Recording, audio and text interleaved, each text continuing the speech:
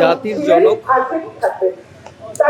মহাত্মা গান্ধীকে হত্যা করা হয়েছিল আজকের দিনে, এবং তার নাম অনুসারে মনরেগা বলে একটা স্কিম চালু হতো, যেটা গরিব দুস্থ মানুষদের খেটে খাওয়ার একটা উপায় ছিল। সেই জিনিসটার নাম চেঞ্জ করে দেওয়া হলো বর্তমান সরকারের আমলে। কি বলবেন? দেখুন, আজকে আমাদের এখানে অবস্থান এই কারণেই যে মনরেগা, মানুষ হয়তো মনরেগাটা এতটা না ছিল, 100 দিনের কাজটা ভালো করেই জানে।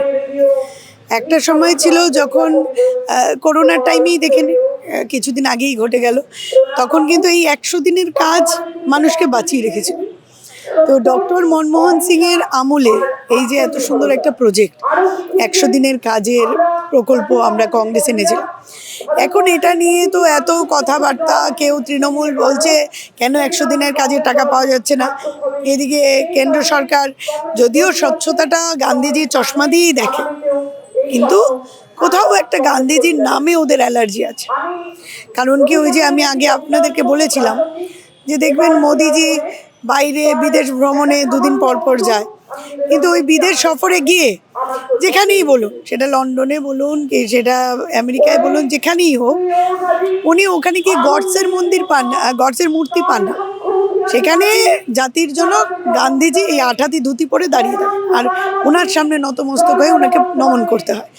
তো আজকের দিনে গডসে মহাত্মা গান্ধীকে হত্যা করেছিল, এবং আজকের দিনে আপনারা মনরেগা যে নামটা চেঞ্জ করে দেওয়া হলো, ওই হত্যা আর এদিকে নামের একটা হত্যা, এটা কিন্তু সেম ভাবে দেখছেন আপনারা?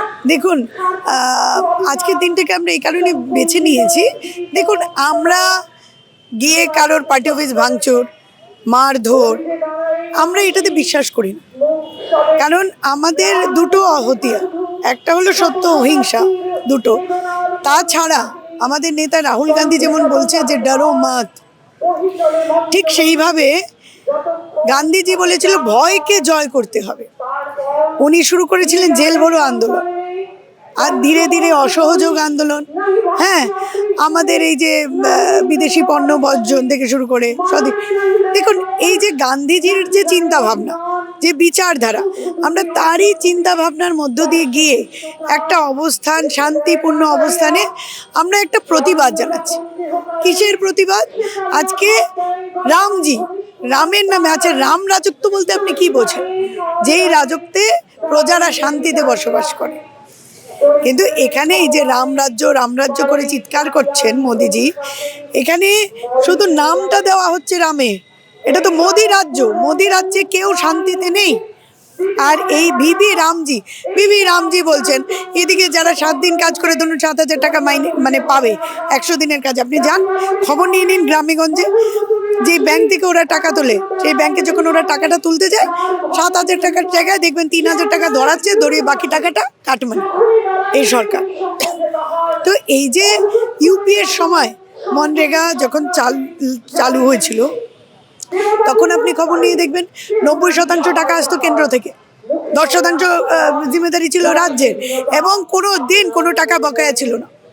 সুন্দরভাবে 100 দিনের মানুষ এত খুশি ছিল কাজ পেয়ে। আর আজকের দিনে দেখুন, 100 দিনের কাজের কখনো এখানে ধর্না, কখনো ওখানে ধর্না, কখনো এখানে কাটমানি খাওয়া, কখনো সেন্ট্রাল থেকে টাকা আসছে না। এই যে আমাদের বক্তব্য হলো, এত সুন্দর একটা প্রকল্প যেটা মহাত্মা গান্ধীর নামেও, আপনারা জানেন যে আমরা বলি এটাকে 100 দিনের কাজ, তো গান্ধীজির নামে ওনাদের অ্যালার্জি আছে আমি জানি। আমি তো প্রথমেই বললাম, ওনার চশমা দিয়ে ওরা দেখতে পছন্দ করে, গান্ধীজি ওনাদের পকেটে থাকে, খুশি।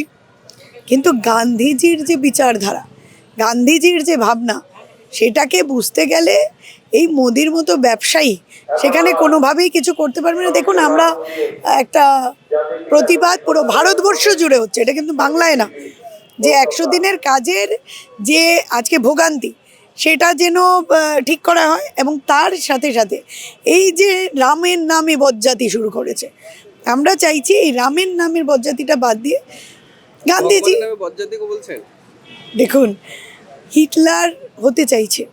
হিটলারও যেমন ওই স্টুটগার্ডের স্টেডিয়ামের নাম বদলে শুরু করেছিলেন, উনি এখানে মতোয়ারার স্টেডিয়ামের নাম বদল করেছেন।